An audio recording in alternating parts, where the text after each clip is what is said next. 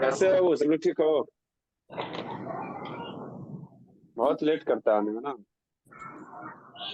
Ready? Yes sir. All are ready? All are ready बाबू? Yes sir. Yes sir. चलिए तो ये start करेंगे। Let's start about the verb. Verb जैसे कि हम लोग पढ़े थे, ठीक है। The previous class we have studied about the all the structure and the chart about the verb, the whole family of the verb. हम लोग कितने फैमिली, होल फैमिली, वर्ब के कितने फैमिली, सारे होल फैमिली के बारे में हम लोग पढ़ा। कौन कौन से टर्म है, कौन कौन से कंडीशन है, ये सारे कंडीशन को फॉलो करते हुए बोलेंगे बाबू। क्लियर? वॉइस क्लियर है बाबू? Yes sir. Yes sir. Yes sir. Yes sir. Sir heading देंगे यहाँ पर। अब हम आप लोगों को पढ़ा रहे हैं नो अबाउट वर्ब, ठीक है। Know about verb. अभी हम क्या करेंगे, बेसिक में वर्ब का जो छोटा छोटा पॉइंट है, जैसे आप मेनली जान लो कि ये वर्ब के बारे में आपको बताया गया था कि यहाँ से फाइनाइट और नॉन फाइनाइट करके। तो यहाँ हम जानते हैं कि वर्ब जो होता है, यस लिखते जाना बाबू, आप लोग टाइम नहीं वेस्ट करोगे। एक होता है मेन वर्ब, ठीक है, it's clear, main verb, and the second one auxiliary verb, ठीक है। तो main verb is also known as principal verb and we can also say base sir ये पिछली क्लास में बताया था। ऑफ वर्ब, ठीक है। ऑक्सिलरी वर्ब तो उसको रिलेट किया जाता ना बाबू, डायरेक्ट। तो हेल्पिंग वर्ब बताया गया था, सर साइड हेल्पिंग वर्ब, ठीक है। तो base form of the verb, main verb, principal verb सब यहाँ पर है, helping verb, auxiliary verb.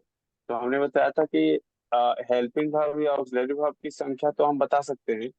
Total number of auxiliaries की संख्या 24 है, इसको ऑक्सिलरीज बोलते हैं। ऑक्सिलरीज की संख्या 24 है। और कैसे उसको डिवाइड करके बताया था बाबू, कौन कौन है, कितना कितना है, ये हम बताए थे कि कौन कौन है 24। बेस फॉर्म यहाँ क्लियर, बेस फॉर्म, प्रिंसिपल और मेन वर्ब। यहाँ पर हम पढ़ेंगे क्या, यहाँ पर क्या पढ़ेंगे बाबू, यहाँ पर ये पढ़ना है कि जो मेन वर्ब है उसे हम,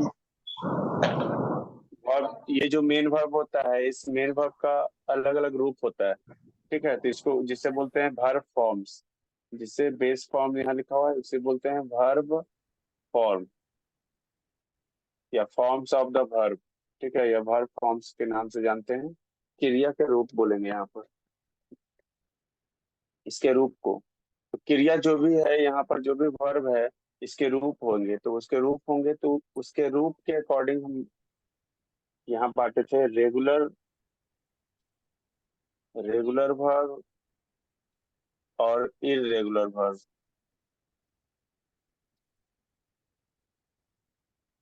रेगुलर वर्ब और इरेगुलर वर्ब, ठीक है। तो ये हमने बांटा था, जिसको हमने बताया था कि big form of the verb और स्ट्रॉन्ग फॉर्म ऑफ वर्ब के नाम से भी जानते हैं। इतना क्लियर हो गया था सभी का? क्लियर है इतना? ठीक है ना। तो यहाँ पर हमने सबको बताया था जो भी कि मेन वर्ब भी होता है, इसको बोलते हैं वो प्रधान या मुख्य क्रिया। इसका यदि बात करें तो इसको हम बोलेंगे मुख्य क्रिया, इसे मुख्य क्रिया के नाम से जानते हैं। और इसको बोलते हैं वो सहायक क्रिया। तो अब यहीं से समझ सकते हैं कि सहायक क्रिया है तो ये सहायता करेगा, अब मुख्य क्रिया है तो मुख्य क्रिया को किसी की सहायता की जरूरत नहीं होता है। तो प्रिंसिपल वर्ब खुद से सेंटेंस में आ सकते हैं, लेकिन हेल्पिंग वर्ब आएगा तो हेल्पिंग वर्ब जब भी आएगा तो ये इनकम्प्लीट वर्ब होगा, इनकम्प्लीट वर्ब होगा। कब इसे इनकम्प्लीट वर्ब कब कहेंगे? जब यदि किसी मेन वर्ब का सहायता ना करे, जैसे सब्जेक्ट में हेल्पिंग वर्ब आ गया और यहाँ पर मेन वर्ब ना हो, तब इस कंडीशन में इनकम्प्लीट वर्ब होता है। और उसे कंप्लीट करने के लिए आता है कॉम्प्लीमेंट। उसका भी चर्चा हम करेंगे। अभी चलेंगे, देखेंगे कैसे मेन वर्ब नहीं होता है तो कॉम्प्लीमेंट आता है। तो यहाँ पर अभी चर्चा है रेगुलर और इरेगुलर। मेनली रूप से हम रेगुलर और इरेगुलर के बारे में डिस्कशन करेंगे। रेगुलर और इरेगुलर का डिस्कशन करेंगे। चलिए इसको अब क्लियर किया जाए। इतना तो क्लियर है सबका। तो सभी लिख रहे हैं अभी जो भी लिख रहे हो उसको जल्दी से लिख लो, इसके बाद आगे बढ़ेंगे। ये। सर ये पिछले क्लास में भी लिखाए थे। हाँ तो कुछ अलग बता रहे हो, इसमें कुछ तो अलग बताए होंगे। ए बिट्टू बाबू वीडियो ऑन करो जी। उत्कर्ष बाबू वीडियो ऑन कीजिए। ए रोशनी, शैतानी सब बंद करके। ए रोशनी रोशन करो भोली। गुनगुन बाबू ऑन कीजिए। सभी बच्चे वीडियो ऑन कर लें। सर इसमें विद आप आई कांटेक्ट फाइनाइट कोई वर्ब सर नहीं करवा रहे, मतलब सर आप इनफाइनाइट वर्ब नहीं करवा सर ये करवा रहे हैं। फाइनाइट वर्ब, ये फाइनाइट वर्ब नहीं चल रहा है तो क्या चल रहा है? Non finite. सर पढ़े हो मतलब क्या बाबू? इनफाइनाइट। इनफाइनाइट इनफाइनाइट कहाँ आता है? फाइनाइट आता है, नॉन फाइनाइट आता है। इनफाइनाइट नया उसका आविष्कार किए हो? हाँ कहाँ सर है मेरा ये सिक्स इन्वेंशन है? नया वर्ब सर इन्वेंशन वो करने वाला वो कौन है? सर नॉन आपको फाइनाइट कॉम्प्लीमेंट जितने क्या क्या लिखे हैं? जितने स्कॉलर स्टूडेंट हमारे क्लास में भी बैठे हुए हैं, अभी एक इनफाइनाइट हमारे बच्चों ने आविष्कार किया है। कहाँ, किस क्या नाम है उसका? सर गलती सर से सर बोल दिया नॉन कॉम्प्लीमेंट के आगे नहीं, क्या अरे लिखे? गलती से कोई बड़ी बात नहीं। Mistakes is always common. क्या नाम है सर तुम्हारा? तुम स्वर्ण अपना नाम बताओ पहले। सर स्वर्ण स्वर्ण। तो स्वर्ण ने जैसा कि बताया, ये हमारे साइंटिस्ट है, भावी इन द फ्यूचर, भविष्य में हाँ बनने सर वाले साइंटिस्ट हैं। हाँ, ये I wish you will be, तुम बनो साइंटिस्ट। लेकिन ये कैसे करोगे? साइंटिस्ट बन जाओगे तो क्या बताओगे कि इंग्लिश में इन्फिनिटिव इनफाइनाइट भी होता है। हाँ सर अब फिर नया ऐड करना पड़ेगा ना इंग्लिश ग्रामर में हमको, कि अब पढ़ाना पड़ेगा finite verb, non finite verb और एक इनफाइनाइट वर्ब। अब इनफाइनाइट वर्ब को हम कैसे समझाएंगे? तो आप बोल रहे थे नॉन फाइनाइट। अनलिमिटेड वर्ब जो होते हैं वो बोलेंगे इनफाइनाइट होते हैं। ओ, इनफाइनाइट वर्ड को डाल दोगे वर्ब में। इनफाइनाइट का मतलब ही होता है असीमित, अनलिमिटेड। तो वो तो किसी चीज के लिए यूज किया जाता है, उसमें वर्ब से क्या मतलब? सर अब यहाँ मैंने देखिए, ये यहाँ चीज नहीं कहा सर। सर की सर वो आपने बड़ी इनफाइनाइट मोटी बात इनफाइनाइट पूछा है। सर आपने सर कहा, आपने लिसन, आपने सर कहा कि फाइनाइट वर्ब नहीं पढ़ा रहे हो। आपने हाँ कहा सर ये फाइनाइट चीज वर्ब नहीं मैंने पढ़ा नहीं रहे। बोला। सर मैंने बोला कि sir non finite verb infinite sir गलती से बोल दिया था। In the place of non-finite, you have spoken infinite. Is that clear? Yes sir yes sir Yes. Okay. It's no problem. होता है, नॉन फाइनाइट की जगह इनफाइनाइट बोल दिया जाता है। कभी गाय को बोल देते हैं भैंस। नहीं, नहीं बोलते को गाय जा रहा है, तो कभी कोई गलती से हो जाता है भैंस जा रहा है। यस सर तो गलती से ये नहीं हो सकता है ना कि आम खा रहे हैं तो बोलेंगे सेब खा रहे हैं। Yes sir okay sir got चलिए इट। आगे बढ़े। Done sir. Let's go ahead. Done, all done. Already done. Okay, complement क्या नेक्स्ट। होता है? वो बात का चीज है, बात का बाद में देखेंगे ना। अभी यहाँ पर याद करेंगे, ध्यान दिलवाएंगे कि हेल्पिंग वर्ब जब पढ़ाएंगे तो कॉम्प्लीमेंट बताएंगे। अभी तो सब कुछ पढ़ना ही है ना, तो स्टेप बाय स्टेप जानेंगे। ठीक है, फाइनाइट वर्ब भी चल रहा है बाबू। फाइनाइट वर्ब में ही आपको बताया गया है मेन वर्ब और हेल्पिंग वर्ब। समझ में आ रहा है ना? ओके सर चलिए, फाइनाइट, अब सबका डेफिनेशन लिखेंगे बाबू वन बाय वन। सर बताइए फाइनाइट वर्ब क्या होता है? पहले वर्ब का डेफिनेशन हमने लिखा, अब यहाँ पर हम लिखेंगे फाइनाइट वर्ब का डेफिनेशन। फाइनाइट वर्ब क्या होता है? फाइनाइट और नॉन फाइनाइट दोनों का डेफिनेशन हम जान जाएंगे। नॉन फाइनाइट और फाइनाइट वर्ब का डेफिनेशन तो लिखे ना, स्टार्ट करेंगे बाबू। फाइनाइट वर्ब क्या होता है? ठीक है,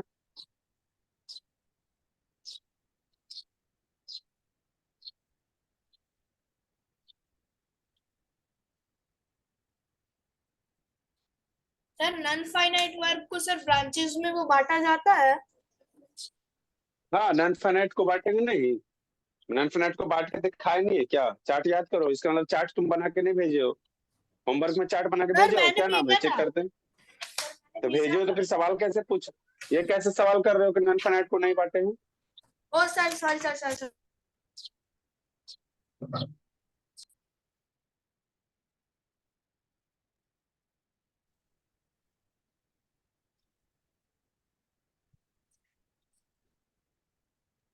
सर लिखवाइए।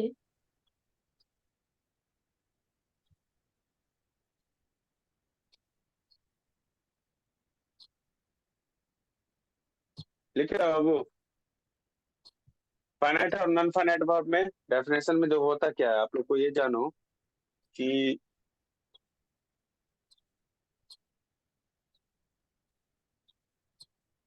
आप लोग टेंस पढ़ते हो ना, टेंस। Yes sir. टेंस, हाँ, टेंस में हम लोग क्या क्या देखते हैं कि इसके किसी भी सेंटेंस में सब्जेक्ट होता है, और ऑब्जेक्ट। सब्जेक्ट का ऑब्जेक्ट नहीं, जो सब्जेक्ट होता है उसका पर्सन भी होता है। थोड़ा सा हम यहाँ पर देखना पड़ेगा कि यहाँ सब्जेक्ट के जगह पर कोई भी पर्सन ही आएगा, सब्जेक्ट के स्थान पर कौन आएगा, पर्सन। ठीक है, तो सब्जेक्ट के स्थान पर पर्सन आएगा, या ये पर्सन कौन कौन से हो सकते हैं, फर्स्ट पर्सन, सेकंड पर्सन और थर्ड पर्सन। ठीक है, फर्स्ट पर्सन, इंग्लिश में पर्सन जो पढ़ते हैं, यहाँ देखेंगे तो इसमें भी पर्सन में सिंगुलर और प्लूरल होता है। तो यहाँ I. पर सिंगुलर सिंगुलर में होता है और प्लूरल में होता है। ठीक है, ध्यान दो। तो फर्स्ट पर्सन में आई होता है और प्लूरल में वी। ठीक है, सेकंड पर्सन में यू होता है और प्लूरल इसका यू।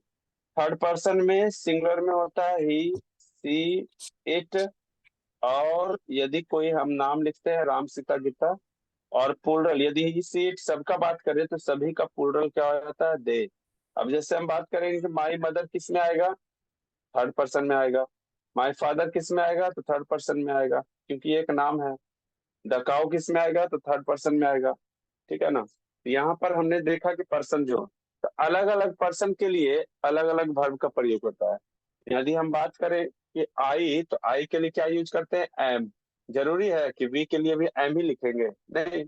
आई लिखा है तो आर चेंज हो गया, बी लिखे तो ये आर हो गया, यू लिखे तो आर हो गया, ही लिखे तो इज हो गया, सी लिखे तो इज हो गया, फिर उसी को यदि प्लूरल में दे लिखे तो दे लिखे तो आर हो गया। यानी कि यदि सब्जेक्ट को चेंज कर रहे हैं, पर्सन को चेंज कर रहे हैं, तो हमारा वर्ब भी चेंज हो रहा है। क्या बोल रहे हैं हम, ध्यान दे रहा हो? यदि हम सब्जेक्ट को चेंज कर रहे हैं, यानी सब्जेक्ट के पर्सन को चेंज कर रहे हैं, तो हमारा वर्ब भी क्या हो रहा है, उसी के अनुसार चेंज हो रहा है। अब यदि हम इसका टेंस बदल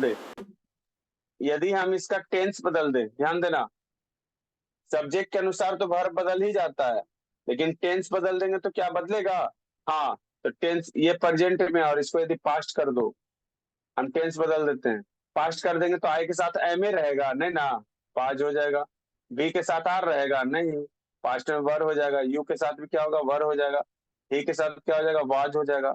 यानी टेंस करने के बाद भी ये बदल जाता है, दे के साथ वर। यानी कि हम क्या देख रहे हैं कि सब्जेक्ट चेंज तो वर्ब चेंज, टेंस चेंज तो भी वर्ब चेंज। तो यहाँ कहता है फाइनाइट वर्ब में कि वैसे verb, the verbs which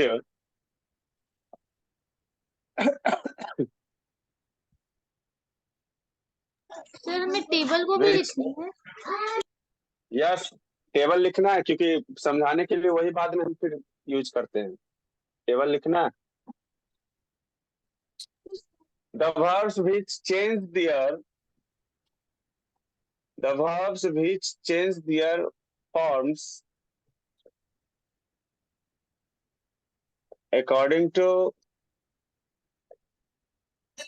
the person of the subject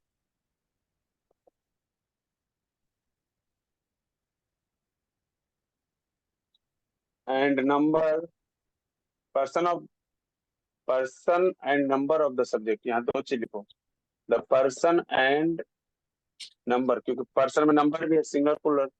the person and number and tense. Sir आपने थर्ड पर्सन में वहाँ ही शी इट के बाद क्या लिखा है नीचे पर्सन टेबल में? इस एट के बाद एनएम, और एनएम में कुछ भी आ सकता है, राम सीता, जैसे माय मदर भी, माय फादर भी, वो भी थर्ड पर्सन में आएंगे. But the verbs which change their forms according to the person and number of the subject and tense are called finite verbs. Sir person का टेबल ही बनाना है. हाँ, तो फाइनाइट वर्ब्स चेंज हो जाता है. तो फाइनाइट वर्ब्स में कौन कौन? तो प्रिंसिपल वर्ब भी चेंज होता है और हेल्पिंग वर्ब भी चेंज होता है. आप देख रहे हो. तो यहाँ पर कह सकते हैं कि main verb and helping verb दोनों चेंज होता है, आर कॉल्ड फाइनाइट वर्ब्स. ये दोनों चेंज हो जाते हैं, इसलिए मेन वर्ब और हेल्पिंग वर्ब जो भी रहेगा सब फाइनाइट वर्ब्स में आएगा, क्योंकि ये दोनों चेंज हो जाते हैं. आप देख सकते हैं कैसे चेंज हो रहा है, सब बदल जाता है. नॉन फाइनाइट्स में ऐसा नहीं होता है. नॉन फाइनाइट्स में ऐसा नहीं होता है. फुटबॉल खेल रहा है कांत बाबू. The verbs which do not change, अपना रूप को नहीं बदलेगा. कहता है कि हम अपना रूप नहीं बदलेंगे, चाहे आंधी आ जाए, तूफान आ जाए, है ना, या भूकंप आ जाए, धरती इधर से उधर हो जाएगा, हम अपना रूप नहीं बदलेंगे. ऐसा ये वर्ब का कहना नॉन फाइनाइट्स का, कि हम जहां हैं वैसे ही रहेंगे. जिस तो ये नॉन फाइनाइट्स बोलता है कि the verbs which do not change their form, अपना रूप नहीं बदलता है, देयर फॉर्म, सर आप जो रूप नहीं बदलेगा. फाइनाइट वर्ब के बगल में लिखे हैं उसको हम लोग आपकी आवाज रुक के आ रही है. कौन सा है वो? सर स्क्रीन शेयर कर लीजिए, ब्लर आ रहा है. फाइनाइट वर्ब के बगल में जो बॉक्स बना के आप लिखे हैं उसको हम लोग को भी बॉक्स बना के लिखना है. हाँ, बॉक्स बना के लिखना है, क्योंकि वो दोनों को कहते हैं finite verb. According to the verbs which do not change their forms according to the person and number of the subject and tense share कर दीजिए. are ठीक called है बाबू, स्क्रीनशॉट लेके भेज देंगे. non-finite verbs. समझ गया ना वो? अब यहाँ पर समझने की ज्यादा जरूरत नहीं है. फाइनाइट वर्ब्स में ये दोनों इसलिए आते हैं कि अपना रूप को बदलते हैं. आप देख रहे होंगे यहाँ की कैसे बदल रहा है. नॉन फाइनाइट्स नहीं बदलता है, इसका चर्चा हम बाद में करेंगे. ये नहीं बदलता है, इसलिए नॉन फाइनाइट्स कहलाता है. ठीक है, इसको मिटा दे. सब लोगों ने कर लिया? No sir. Yes sir. चलिए करिए. Do at once as possible as. Sir आप इसका फोटो भेज देंगे? पहले लिखने का कोशिश करो, वो तो चला जाएगा.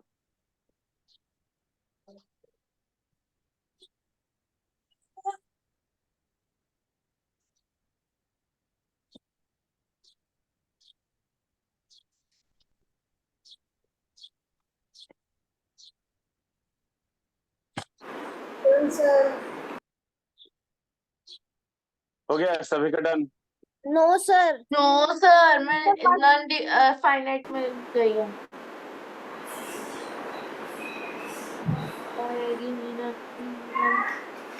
म्यूट करो, अब म्यूट करो आवाज आ रहा है.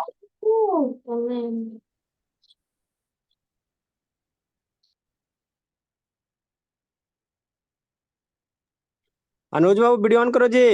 ए संत बाबू वीडियो ऑन कीजिए. कार्तिक ऑन करो शैतान. आज ज्योति कहाँ ज्योत जला रही है?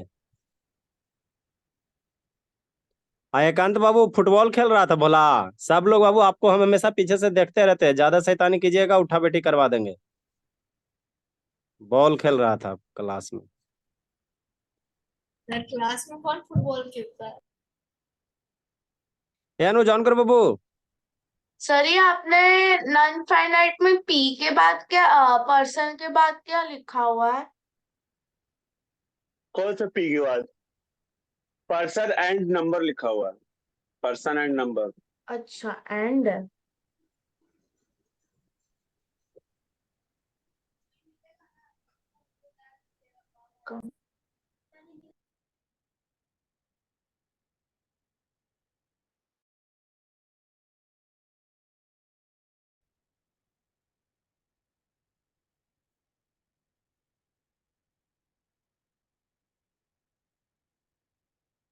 वो पर्सन सिंगुलर प्लूरल वो वाला भी लिखना है?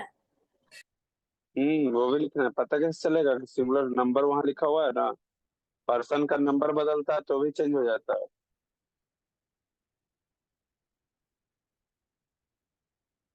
Done sir.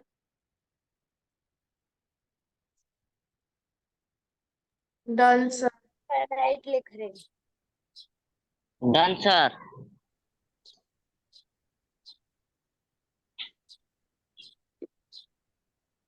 All are Utkarsh done? Orissa video on करो जी, उत्कर्ष उड़ीसा। सभी का हो गया वो? सर थोड़ा सा बहुत धीरे लिखते हो बाबू, और तेजी लिखने की कोशिश करो। सर मेरा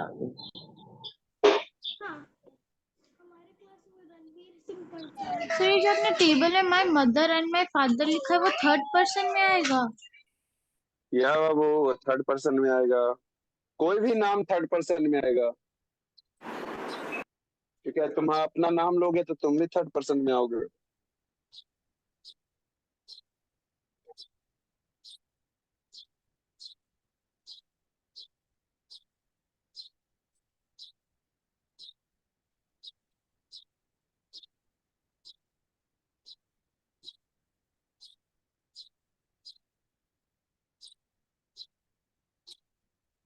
डन सर।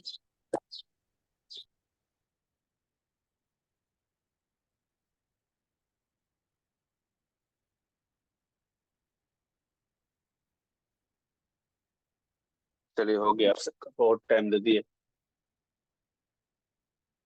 तो हमने डेफिनेशन देखा सर रिलीज कर फाइनाइट और नॉन फाइनाइट का। ठीक है, इसके बाद हमको फाइनाइट वर्ब में ही अभी पढ़ना है, अभी नॉन फाइनाइट में नहीं, क्योंकि डेफिनेशन तो दोनों को चाहिए था। फाइनाइट वर्ब में ही अभी रहेंगे हम लोग। तो इसमें मेन वर्ब के बारे में चर्चा हो रहा था, मेन वर्ब के बारे में हम पढ़ेंगे अभी। ठीक है, जिसे हम प्रिंसिपल वर्ब बोलते हैं।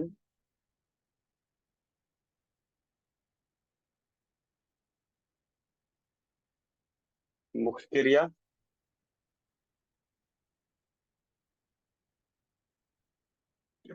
Main verb. ठीक है, तो मेन वर्ब के रूप रूप के बारे में चर्चा करेंगे, किसके कितने रूप होते हैं। तो मेन वर्ब क्या होता है ना कि स्थिर नहीं होता है, इसका रूप बदलते रहता है। तो इसके रूप का चर्चा करेंगे।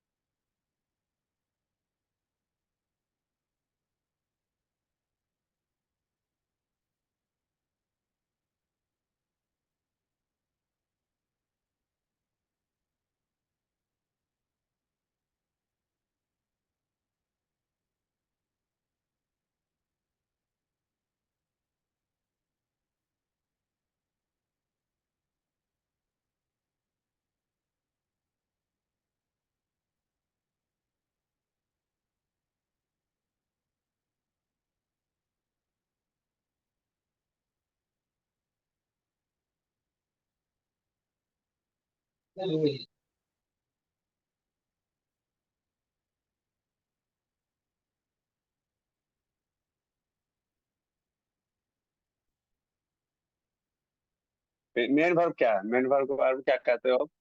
तो मेन वर्ब यहाँ लिखते हैं, it is the most, it is the significant, या ऐसे लिख सकते हो सिंपल भाषा में, it is the most important verb in most important for verb that that shows an action of the subject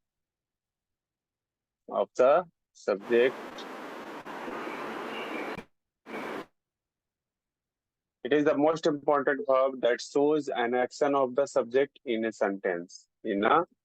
Sentence में इसका कार्य क्या है कि यह सब्जेक्ट कर्ता क्या करता है उसके एक्शन, उसके क्रिया के बारे में बताता है। तो कर्ता जो भी करेगा वो उसका मेन वर्ब होगा, और यह एक मोस्ट इम्पोर्टेंट वर्ब है जिसके बिना कोई सेंटेंस बन ही नहीं सकता है। दूसरा पॉइंट क्या है कि विदाउट, सर नीचे हिंदी में क्या लिखा है? हिंदी भी बढ़िया से लिख दें।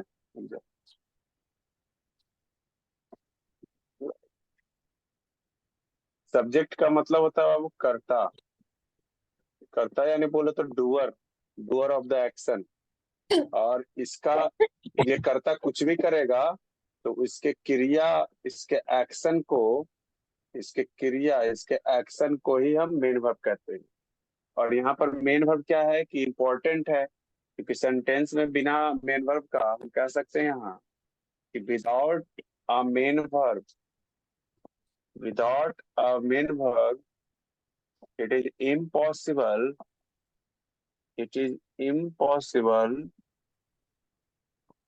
to make a sentence देखो इसको कैसे क्लियर करेंगे। Without a main verb it is impossible to make a sentence. और यदि if there is only one verb in a sentence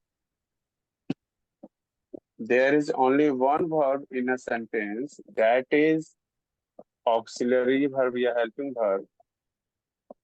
verb भी हो सकता है। that is helping verb is also called main verb का कहने का मतलब क्या है ये समझना होगा। बिना मेन वर्ब का कोई भी सेंटेंस नहीं बन सकता। और यदि सेंटेंस में एक वर्ब है, कम से कम एक मेन वर्ब होना जरूरी। There is only one verb in a sentence. यदि सेंटेंस में कोई एक ही वर्ब है और वो मेन वर्ब है, सेंटेंस में एक ही वर्ब है और वो हेल्पिंग वर्ब है, मेन वर्ब नहीं है, तो यदि सिर्फ हेल्पिंग वर्ब है तो हेल्पिंग वर्ब को ही मेन वर्ब कहा जाएगा। एग्जाम्पल में समझो इसको। जैसे यहाँ कहता है ही रन्स, वह दौड़ता है, तो हमारा मेन वर्ब तो यहाँ है, मेन वर्ब है सब्जेक्ट प्लस मेन वर्ब। कुछ सक्सेस भी बताएंगे। अब जैसे बोलता है यहाँ पर आई इट, मैं खाता हूँ, यहाँ एक सब्जेक्ट हो गया और सब्जेक्ट के बाद मेन वर्ब। ठीक है। थर्ड में क्या आता है कि सी, है ना, सी रोट, वह लिखती है, या सी लाफ्ड, वह रोती। सी वाज लाफिंग, वह हंस रही थी। ठीक। और यू वेयर बीपिंग, तुम रो रहे थे। यहाँ पर देखो कि यहाँ पर क्या देखो कि सिंगल एक ही मेन वर्ब आया है। एक ही मेन वर्ब, तो सेंटेंस में एक मेन वर्ब का होना जरूरी है। लेकिन तीसरा में क्या है कि यहाँ हेल्पिंग वर्ब भी है और मेन वर्ब भी है। यहाँ भी हेल्पिंग वर्ब है और मेन वर्ब भी है। और 5वां नंबर क्वेश्चन जो दे रहा है वो कह रहा है कि ही इज एन इंजीनियर। तो अब बताओ किसी है इज क्या है? हेल्पिंग वर्ब है। इसमें क्या मेन वर्ब है? इसमें मेन वर्ब नहीं है। अब सवाल ये उठता है कि सर बिना मेन वर्ब का सेंटेंस हो सकता है, क्योंकि यहाँ पर मेन वर्ब नहीं है। तो without a main verb impossible to make a sentence. तो हम क्या करेंगे कि हाँ, ये जो सेंटेंस यहाँ लिखा हुआ है, in the fifth fifth sentence, in the fifth sentence, the helping verb is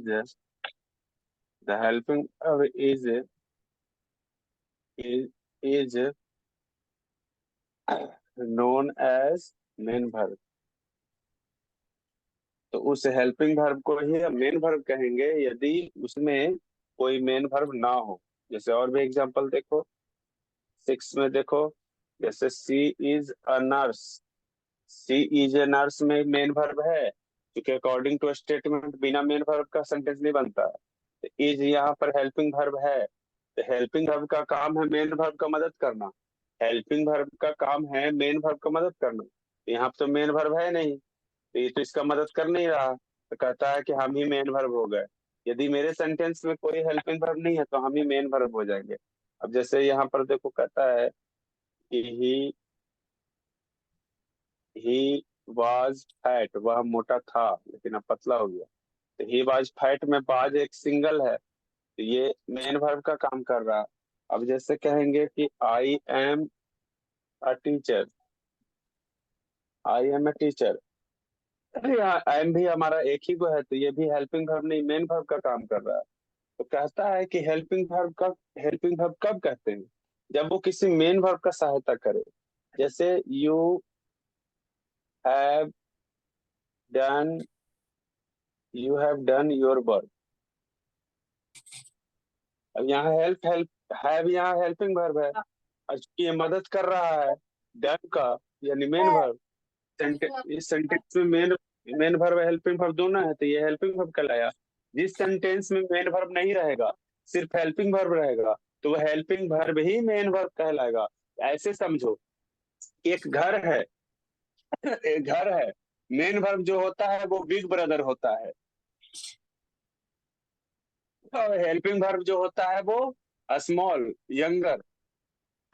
ठीक है ना, बिग और स्मॉल ब्रदर समझो, इसको यंगर बोलते हैं.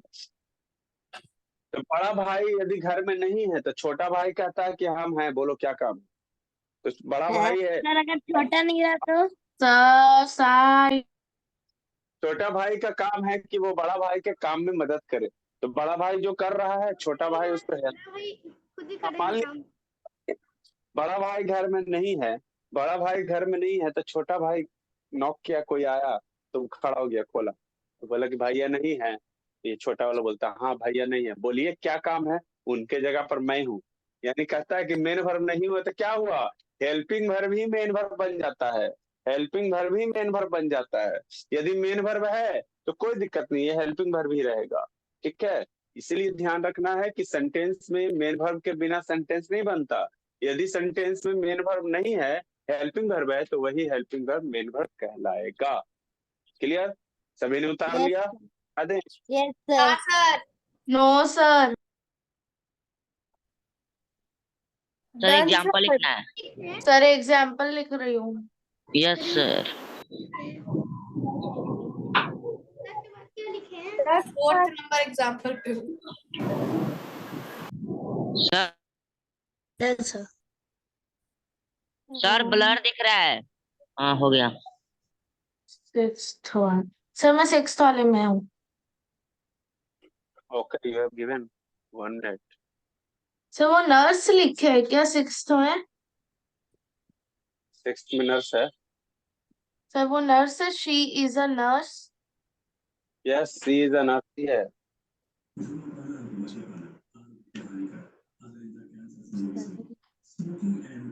ही वाज फैट. किस वो साउंड आ रहा है? सर म्यूट इसके करो. बाद आप क्या पढ़ाएंगे?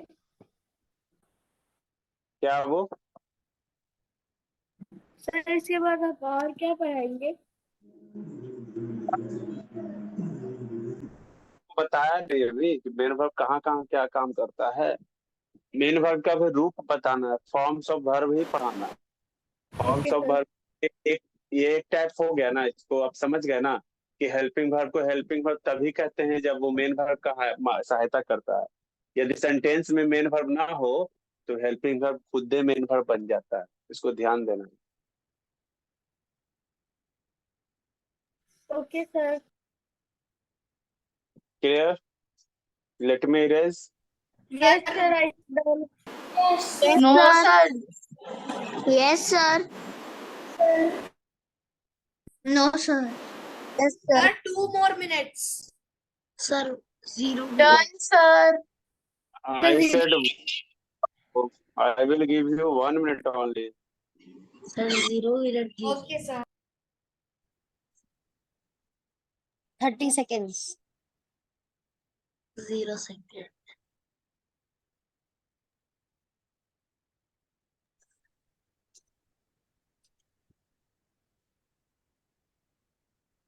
Sir, 0 nanoseconds. Infinity. A Utkarsh Orissa video on करो बाबू। चलो, जो नहीं लिख पाए भेज दिए ग्रुप में जी। आगे पढ़िए बोला। 9-10 के बच्चा बाबू इतना देर लिखेगा तो कैसे सिलेबस खत्म होगा? ना धीरे धीरे लिखता है। 7th के भी है। Sir, completed. Sir, हाँ, कल सबको फेयर करना, उससे फेयर करके सबको दिखाना है, सबको भेजना है कि हाँ हमने फेयर कर लिया। क्वेश्चन तो देंगे, बनाना ही है वो। भेज दिया। सर, ग्रुप पे। First listen to me carefully. जो होमवर्क मिलेगा तो उस होमवर्क को आपको पता है कि सबको अलग अलग भेजना है, ठीक है? होमवर्क को ग्रुप में नहीं भेजना है, लेकिन फेयर ग्रुप में भेजना है। ध्यान रखो, फेयर को ग्रुप में भेजेंगे, जो फेयर है फेयर ग्रुप में भेजेंगे। होमवर्क को आप इंडिविजुअली भेज सकते हो। Okay sir. नाम ग्रुप में भेजेंगे। आपको जो फेयर पर जो पढ़ाएंगे उसको फेयर करके ग्रुप में भेज देना है, ग्रुप में उसका फेयर भेज देना है। होमवर्क जो दिया जाएगा वो क्योंकि अपना अपना अलग अलग बनाओगे, पता कैसे चलेगा कौन क्या बनाया? ठीक है, चलो आगे बढ़ते हैं। हेडिंग दे देंगे फॉर्म्स ऑफ वर्ब। बहुत वर्ब का चर्चा सुने, अब जरा इसका रूप भी देख लेते हैं, क्योंकि हम जानते हैं कि हमारे यहाँ एक गॉडेस हैं, गॉडेस दुर्गा जिनका नाम है, देवी दुर्गा बोला जाता है। उनका भी बहुत सारा रूप होता है, ठीक है? अब दुर्गा जी का कौन कौन सा रूप होगा? दुर्गा जी, काली जी, लक्ष्मी जी, सरस्वती जी, रूप है ना? हाँ, इन गॉडेस तो एक ही है, गॉडेस एक ही है, भार्व एक ही रहता है, भार्व वही है, काम भी उसका वही है, क्रिया वही रहेगा, लेकिन समय परिवर्तन होने से वह अपना रूप बदल देता है। जैसे अभी छोटा है तो हरा भरा दिखेगा, थोड़ा सा बड़ा हो जाएगा तब पक जाएगा, पीला हो जाएगा, फिर थोड़ा सा बड़ा होगा तो काला लाल हो जाएगा, और बड़ा होगा तब पक जाएगा। समझ गया ना? तो इस तरह से समय बदलने से वो अपना रूप बदलता है। बच्चा है तो अच्छा है, बूढ़ा हो गया तो बाल उल पक जाएगा, ठीक है ना, बूढ़ा हो जाएगा, चेहरा वरा में झुर्री आ जाएगा, इस तरह से। तो यहाँ से समय परिवर्तन से, यानी कि टाइम का प्रभाव टेंस पर पड़ता है, याद रखना। टाइम का प्रभाव टेंस पर पड़ता है, इसलिए टाइम एंड टेंस आपको पढ़ाया जाता है। तो टाइम एंड टेंस में ये जो फॉर्म्स ऑफ वर्ब्स का अध्ययन है, ये जो फॉर्म्स ऑफ वर्ब्स का अध्ययन है, the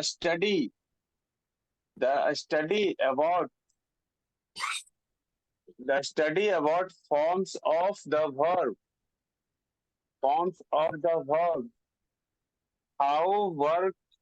how they work, how they work according to time is called the tense। इसी को टेंस कहते हैं। अब लेकिन हम यहाँ पर सिर्फ स्टडी ऑफ वर्ब फॉर्म्स बता रहे हैं। यदि वर्ब फॉर्म्स का आपका स्टडी कर रहे हो, उसके काम के बारे में कि कैसे कैसे काम करते हैं तो टाइम के अनुसार, तो उसी को हम टेंस कहते हैं, उसी को टेंस कहा जाता है, काल कहा जाता है, ठीक है? तो अब हम यहाँ चलेंगे कि फॉर्म्स ऑफ वर्ब्स में कि कितने फॉर्म्स ऑफ वर्ब होते हैं, तो लिखेंगे देयर आर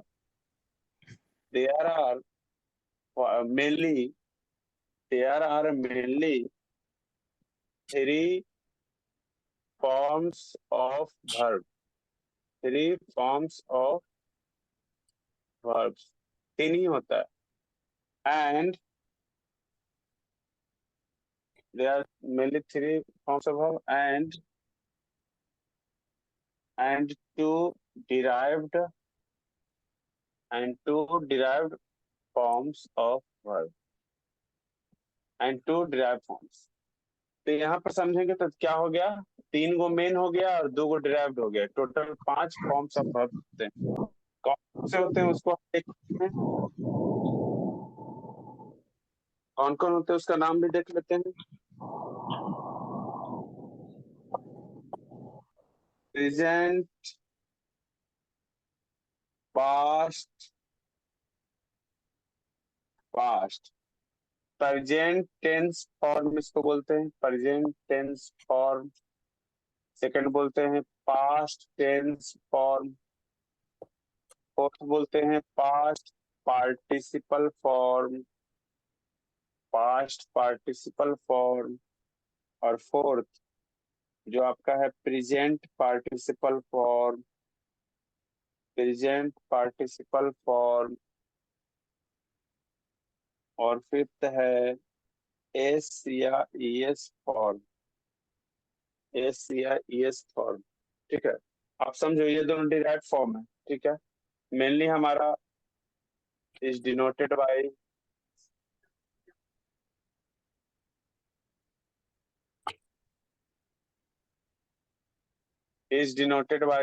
कौन किससे डिनोट किया जाता है, तो लिखेंगे present tense form is denoted by V1।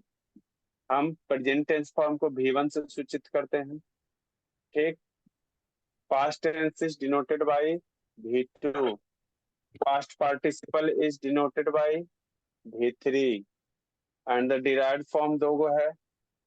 Present participle is derived form, इसको बनाएंगे V1 में ING लगा देंगे, तो ये बन जाएगा V4, ये बन जाएगा V4, V प्लस ING, सब में V4 बनाना तो V प्लस ING।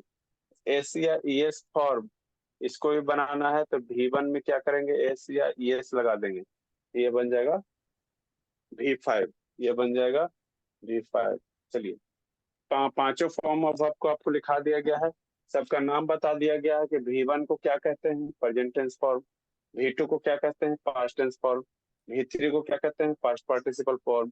V4 को क्या बोलते हैं, प्रेजेंट पार्टिसिपल फॉर्म। V5 को क्या कहते हैं, SCIS फॉर्म। क्लियर है वो?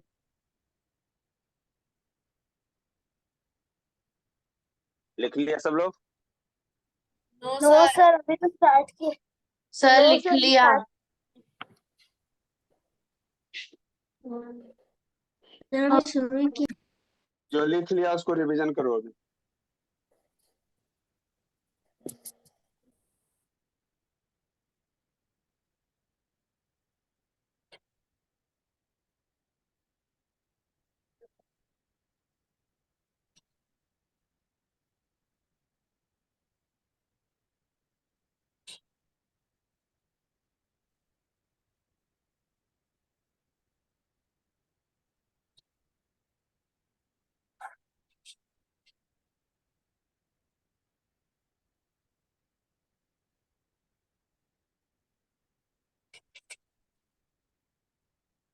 Done sir. डन बाबू? Yes sir. सर हमें वहां पे पूरा लिखना है ना, इज डिनोटेड बाय सब में। हाँ, सब में लिखना हो। तुम लोग शॉर्टकट नहीं, तुम लोग पेयर में कोई भी शॉर्टकट नहीं चलता, याद रखना। हम डायरेक्ट काट देंगे, जहां लिखोगे तो काट देंगे। सर तो पिछले में भी जो आप m.v लिखे थे तो उस पे मेन वर्ब लिखना था। आप लोग को चाहिए ना ठीक से लिखना। किसमें मेन भाव का बात कर रहे हो? जो आप इससे पहले m.v करके सर्कल करके नीचे लिखवा रहे थे। एम भी जो वो तो डॉट वाला चल रहा है यहाँ पर, ये do as a verb, do as a verb, do as a verb, समझ में आया? सर इसको डिट्टो कहते हैं। क्या वो?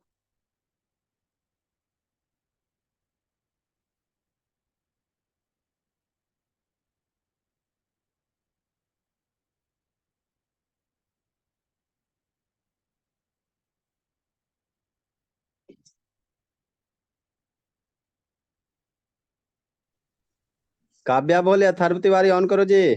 ऐश्वर्राज बाबू वीडियो ऑन कीजिए। सुरभि, एमोनू बाबू ऑन करो जी। डुमरामा ऑन करो जल्दी से।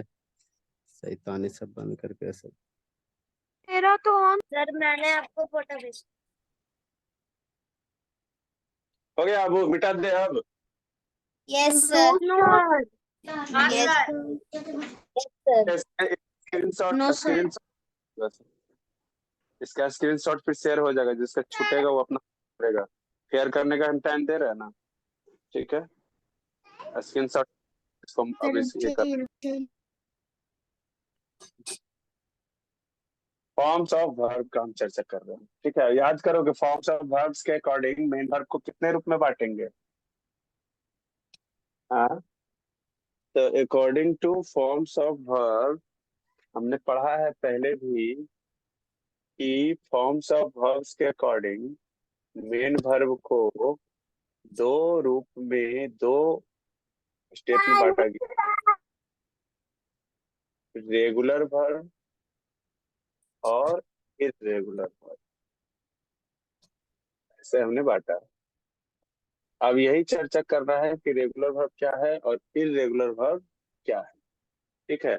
और इसकी चर्चा हम नेक्स्ट क्लास में करेंगे, रेगुलर और इर्रेगुलर वर्ब क्या है इसमें चलेंगे। फिलहाल आप लोग का जो होमवर्क है वो ये है, पहला कि आप V1, V2, V3, V4 और V5 ये सबको पूरा करेंगे। जो भी वर्ब देंगे, जैसे V1 क्या होता है, बेस फॉर्म ऑफ वर्ब होता है, बेस फॉर्म ऑफ वर्ब जो मेन वर्ब है, तो ये बेस फॉर्म ऑफ वर्ब हो गया। इसमें से जो होमवर्क आपको बनाने के लिए मिलेगा है तो बहुत सारा, किंतु जो आपको बनाना है, जैसे हम यहाँ लिखते हैं राइट, राइट का V2 फॉर्म क्या होगा, रोट। V3 फॉर्म क्या होगा, रिटेन। V4 में क्या लिखेंगे, राइटिंग। अब V5 में क्या होगा, राइट्स, क्योंकि याद होगा कि एस लगता है, इसमें ING लगता है और ये सब बदलता है। तो जिसका सभी रूप अलग अलग है, देखो तो राइट भी अलग, रोट भी अलग और रिटेन भी अलग। जो अलग अलग रूप में बदल जाता है, तो अलग अलग रूप में बदल जाता है तो इर्रेगुलर बोलते हैं, उसको इर्रेगुलर बोलते हैं। जो अलग अलग रूप में नहीं बदलता है, जिसका सारे फॉर्म्स एक होंगे, V2 और V3 एक जैसा होगा। जैसे देखो दूसरा हमने लिखा जंप, जंप लिखा, तो जंप को यदि हम इसको चेंज करेंगे ना, तो खाली ईडी जोड़ेंगे, जंप्ड, और यहाँ भी हम चेंज करेंगे ना तो देखेंगे जंप्ड, यानी दोनों समान हो गया। तो जिसका V2 और V3 समान होता है उसको हम रेगुलर वर्ब बोलते हैं, और जिसका V2 और V3 समान नहीं होता है, अलग अलग होते हैं, तो राइट अलग, रोट अलग, रिटर्न अलग, सब अलग है, ठीक है। तो ये ऐसे वर्ब फॉर्म्स को हम इरेगुलर बोलते हैं जो अलग अलग होते हैं। और वैसे वर्ब फॉर्म्स जिसमें सिर्फ V2 और V3 एक जैसा होगा तो उसको हम रेगुलर वर्ब बोलेंगे। यही चर्चा होगा। तो जंपिंग, इसको पहले आपको लिखना होगा, जंपिंग, और इसको जंप्स उसी प्रकार बनाए। सर ये हाँ, क्या बोल, होमवर्क है। हाँ होमवर्क है, सर इसमें करना क्या है? होमवर्क उतारो। अच्छा यही सब।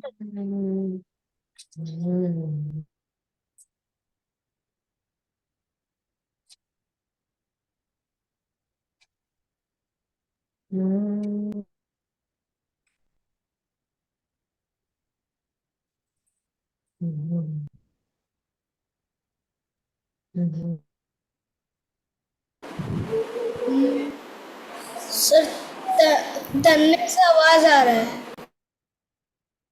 आवाज सारे म्यूट करो अब। सर हम लोग को सर लिखना भी है क्या कि IR वो सब वैसे लिखना है? कौन आया, वो अभी ये आपको लिखना नहीं, सिर्फ हम इंडिकेट एक तो एग्जांपल दे दिए हैं रेगुलर इरेगुलर कैसे बढ़ता है, वो हम समझाने के लिए। तुम अपना इसको ये बना करके भेजना है होमवर्क के रूप में, ठीक। आपको ये क्या करना है? ए, ठीक है, इसका सारा रूप को लिख के भर के भेजना है। जैसे एग्जाम्पल, कौन बोल रहा है भाई, छुट्टी दे दिए हैं भाई सर, अभी टॉपिक और पढ़ाएंगे आगे। Sir 10 10 10 sir. सर 10 ही दीजिए। 10 ही दीजिए। 10 कैसे हो गया?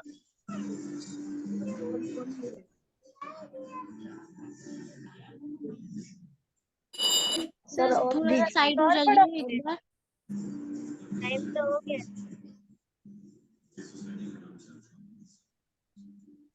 सर कितना?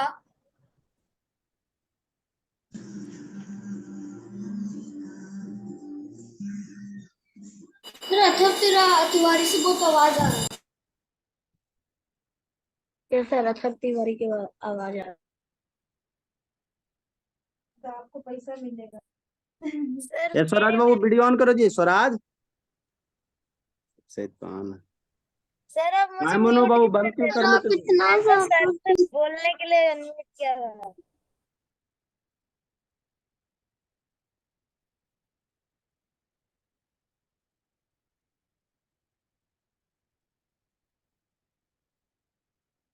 सर आपने मेरा कल का टेस्ट चेक ही नहीं किया था। सर मेरा अच्छा भी कर रहे हैं। तनु तनु का लगता हुआ। नहीं हुआ सर।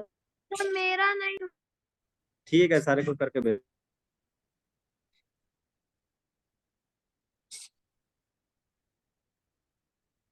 सर बस और देना ना। यस सर और 20 तक। सर ब्लर दिख रहा है।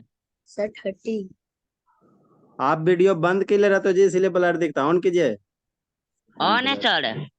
अब ना ऑन किया ऑन है। जी। अच्छा ठीक है। लाइट नहीं था तो।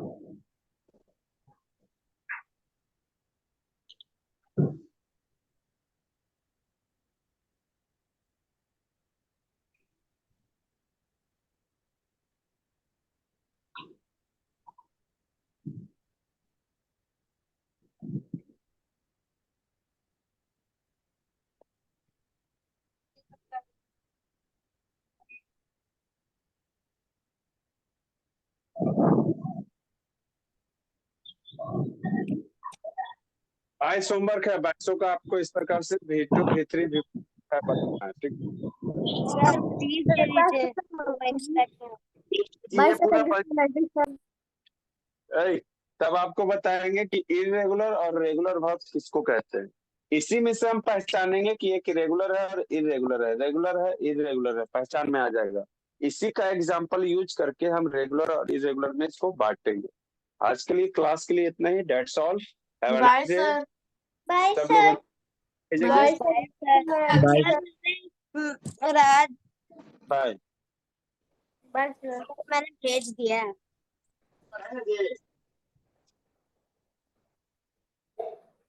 सर आपने चेक कर दिया। तनाई का हुआ है, अब आप लोग का वो नहीं भेजा, नहीं मिलता। सर आपकी आवाज तनय रुक का रुक ही के हुआ आती है, है। मेरा नहीं हुआ है। Bye sir. सर क्या बोल रहे थे आप तनय का? सर